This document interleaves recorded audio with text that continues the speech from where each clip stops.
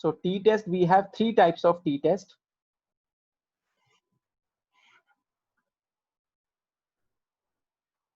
First of all, you have one sample t-test, which is very common. One sample t-test. Second one, we have independent sample t-test. Independent sample t-test.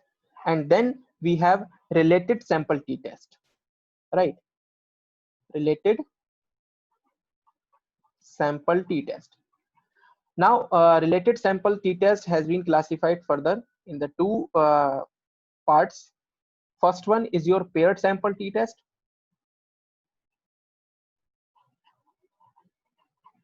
Paired sample, and second is repeated sample.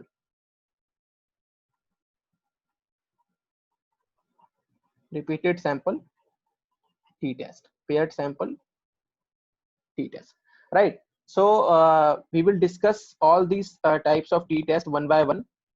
One sample t-test, independent sample, related sample, paired and repeated sample. All right, so let me clear the screen. Right, first of all, we will start one sample t-test. One sample t-test. See, in the one sample t-test, we generally have a population, right? And we population mean denoted by the mu, and we have our own mean, that is sample mean, right? That is the only thing in the one sample t-test. And hypothesis says, null hypothesis in the case of one sample t-test, that is my population mean is equals to sample mean, right? This is the null hypothesis of sample mean. One sample t-test, my population mean is equals to sample mean. So what is the formula of t-test? Formula of t-test is population mean minus sample mean divided by standard deviation and n, or somewhere we also take n minus 1, but this is the main formula of your t-test, right? Population mean minus sample mean, then divided by the standard deviation and under root sample size. See, let's take the example of where we can apply the one sample t-test. For an example, if you wants to know the average package of MBA students, right? Average package of MBA students. So if you are saying that average package of MBA students is 10 lakh per annum, so this is your population mean, right? Now if you take the survey from you can see the 50 respondents, right? And you found out that your average, your sample average is 8 lakh per annum, right? The average package of MBA is 10 lakh per annum. This is your population mean, and you took the survey with 50 MBA students and you found that 8 lakh per annum as an average package. Now you just want to know that my population mean is equals to sample mean or not. If yes, then you will accept null, otherwise reject, right?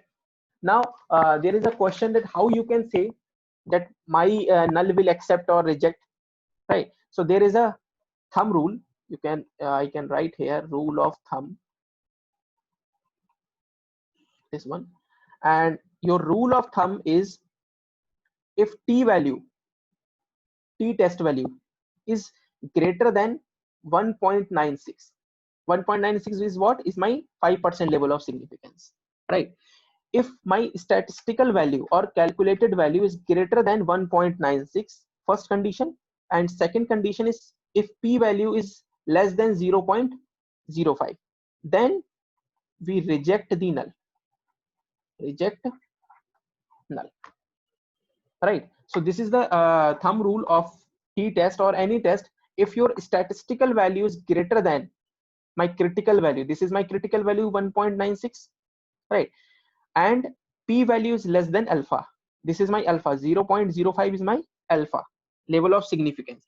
So if you found this kind of situation, then you can simply reject your null, otherwise accept your null, right? Okay, you can take one more example. Let me clear this first. There is a question of average mileage of BMW. Average mileage of BMW car is, for an example, uh, 10 kilometer per liter, right? So this is your population mean. Average mileage of BMW is 10 kilometer per liter. So this is your population mean. Now, if you found out that you took the survey from the 10 cars, 10 BMW owners, and you got that they are giving the 12 kilometer per liter. Now, there is a difference in 10 lakh or 12 lakh. There is a difference in figure, but statistically you cannot say, right? For this, you need to apply the T formula. What is T formula? Population mean minus sample mean, and then divided by the standard deviation, and this one, right? And if you got the T value is greater than 1.96, then you can reject the null. Or if you found P value less than 0.05, this is the point, right? Then you can also reject the null hypothesis. If P is low, you can simply learn, if P is low, your null will go. Your null will go. And if P is high, your null will fly. Go means reject and fly means accept. All right. So this thing you can learn. P, if P is low, null will go. P is high, null will fly. Right. Okay. Now just let me move ahead to the SPS